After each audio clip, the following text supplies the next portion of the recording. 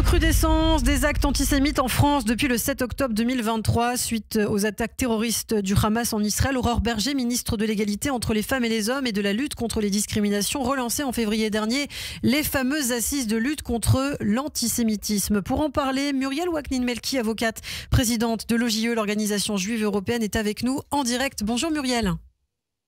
Bonjour Ilana. Merci beaucoup Muriel d'être en direct sur Radio J ce matin. Vous menez, c'est vrai, aux côtés de la ministre, un travail très important dans la lutte contre l'antisémitisme et ça fait des années. C'est vrai que je parle du 7 octobre, mais en réalité ça date de bien avant. Est-ce que vous pouvez nous expliquer un peu les objectifs, comment s'organisent les différents groupes de travail autour de ces assises ? Et en fait, de manière très pragmatique et très concrète, la ministre Aurore Bergé a souhaité organiser plusieurs groupes de travail, principalement deux. Un groupe dédié à l'éducation, donc tout ce qui est en lien avec l'antisémitisme au sein de l'éducation, et un autre groupe lié au travail judiciaire, juridique, donc on va dire antisémitisme et justice. Donc ce sont deux groupes de travail distincts qui se réunissent 1 à 2 fois par semaine sur des séances qui vont entre 3 heures et 4 heures à peu près. Donc c'est une vraie séance de travail et qui réunissent en fait des professeurs de droit, des historiens, des magistrats, des avocats et des présidents d'organisations de lutte contre l'antisémitisme. Les associations, la LICRA, l'OJE, et également Action Avocat sont représentés au sein de ce groupe de travail. Mais le but, c'est vraiment de faire évoluer en fait le droit pour mieux lutter contre l'antisémitisme. C'est ça, Muriel ? Oui, tout à fait. On est parti en fait du constat que nous, à l'OJE, nous faisons depuis des années, c'est-à-dire que nous n'avons pas forcément les bons outils juridiques pour permettre à la justice aujourd'hui en France de faire face au fléau de l'antisémitisme tel qu'il se développe encore plus depuis le 7 octobre. Donc l'idée de départ, c'était comment arriver à supplémenter notre corpus législatif pour permettre une meilleure appréhension des cas d'antisémitisme, des sanctions peut-être plus rapides, plus fermes, plus sévères, afin de combattre ce fléau de manière très pratique et très concrète. Voilà. Le rapport sera remis, je crois, la semaine prochaine. Quel est l'objectif final, finalement, Muriel ? D'ailleurs, est-ce que des choses ont déjà bougé depuis le début de ces séances ? Alors, des choses bougent parce que vous réunissez une douzaine de personnes autour d'une table, des professeurs de droit, des avocats et des magistrats, ça bouge forcément. Donc on évolue. D'un côté, je trouve ça très enrichissant parce que ça nous permet en fait de confronter nos points de vue, nos expériences et forcément ça fait naître des réflexions et des pistes de réflexion que nous n'aurions pas forcément eues seuls, isolés dans notre coin à travailler entre avocats. Donc c'est très bien. Et d'un autre côté, on arrive, et l'objectif final, c'est de présenter des propositions, une dizaine de propositions à la ministre, pour faire évoluer la loi sur certains axes. Pour nous, il y a 2 axes majeurs que nous allons présenter. Une réforme, une refonte sur la loi de la presse, la fameuse loi de la presse qui date de 1880, qui régit tout ce qui concerne les injures, les provocations à la haine, y compris et surtout ce qui est en ligne, ce qui est mis en ligne. Et parallèlement à ça, la définition de l'antisémitisme a présenté en fait, peut-être sous forme de circulaire, on est en train de réfléchir encore sur quel véhicule législatif nous allons proposer cette nouvelle définition de l'antisémitisme. L'objectif est d'intégrer l'antisionisme dans cette définition aussi. Alors on peut mettre évidemment ce travail en perspective, Muriel, avec les résultats obtenus au sein de l'OJE. Vous êtes très engagé sur différentes affaires, différents procès. On en parle chaque semaine d'ailleurs avec les avocats de l'OJE. Des peines de prison qui ont été prononcées pour certains influenceurs, entre guillemets. Alors est-ce qu'on peut faire un point justement des différentes affaires peut-être les plus emblématiques de ces dernières semaines ? Alors on a eu quantité d'affaires. Dans les affaires je pense, les plus marquantes. Alors, je commencerai par celle où la justice a été la plus, je ne vais pas dire laxiste, parce que c'est pas le mot, parce que l'affaire a quand même été jugée, a quand même été renvoyée devant une juridiction correctionnelle, mais on a quand même été un peu surpris par la peine qui a été attribuée. C'était l'affaire de cette ancienne fonctionnaire du Quai d'Orsay qui avait arraché des photos d'otages. Sophie Pommier. Je ne sais pas si vous... Oui, tout à fait.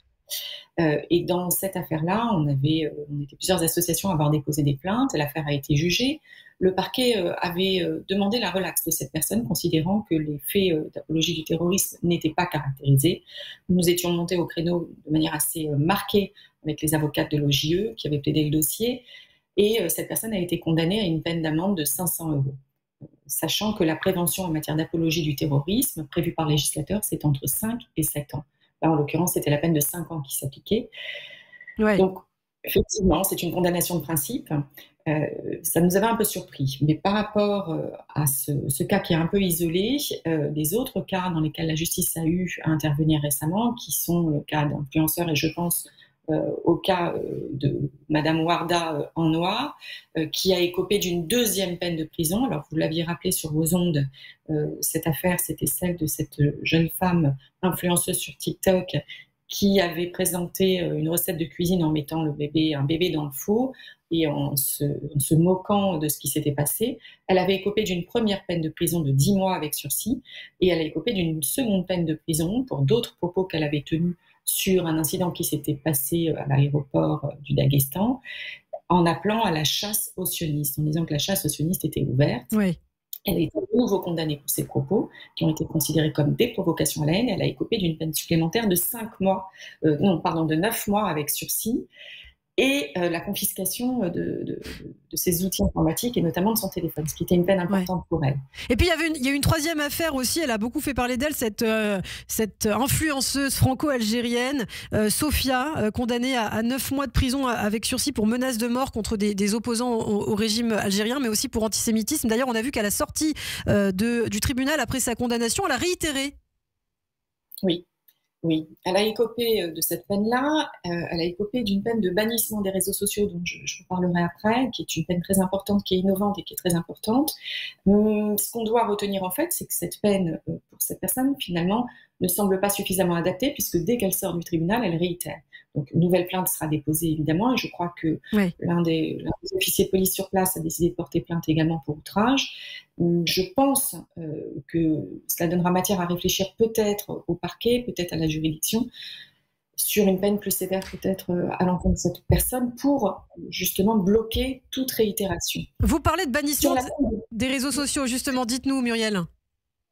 Ça, c'est important, en fait. Parce que pour toutes ces personnes qui sont ce qu'on appelle, nous, mon confrère Audibloc avait trouvé le terme très juste, de petits boutiquiers de la haine, c'est-à-dire qu'elles font commerce finalement de cet antisémitisme et de cette haine qu'elles déversent sur les réseaux sociaux, parce qu'elles monétisent le nombre de vues sur leur compte Instagram ou leur compte TikTok, et donc elles en vivent. Lorsqu'elles sont bannies des réseaux sociaux, elles n'ont plus accès à leur réseau pendant une période maximale de 6 mois. Et là, c'est quelque chose qui les touche bien plus peut-être qu'une peine d'amende ou qu'une peine de prison avec sursis qu'elles n'effectueront pas.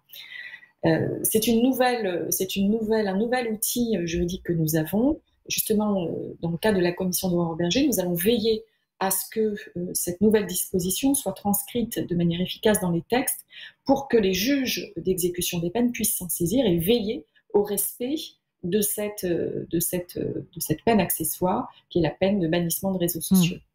Alors, pour conclure, peut-être Muriel, je sais qu'il y a une ligne bleue au sein de l'OJE si on est victime ou témoin d'attaques antisémites. Est-ce que vous pouvez nous expliquer, puisque je crois qu'elle est mise à disposition aujourd'hui, hein?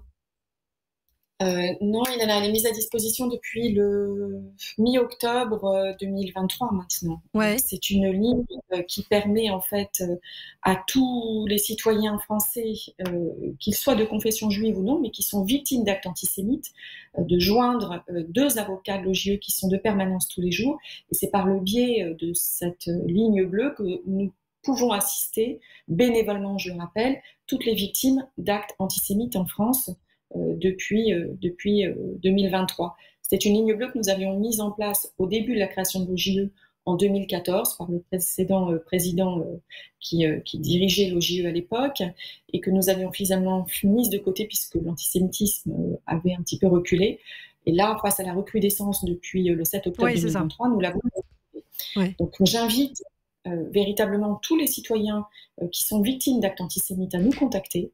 Il faut qu'ils sachent qu'en déposant plainte, la justice est saisie et nous obtenons des condamnations. Nous obtenons des dommages et intérêts pour eux, qui leur sont versés intégralement, et nous obtenons surtout des condamnations, et ça, c'est quelque chose d'extrêmement important. Et justement, je vais donner le numéro de téléphone si vous souhaitez noter, les amis, le 07 45 14 55 65, 07 45 14 55 65, la ligne bleue de l'OJE. Merci beaucoup Muriel, on vous retrouve très régulièrement sur Radio J, l'OJE évidemment toujours bienvenue sur les ondes, à très bientôt.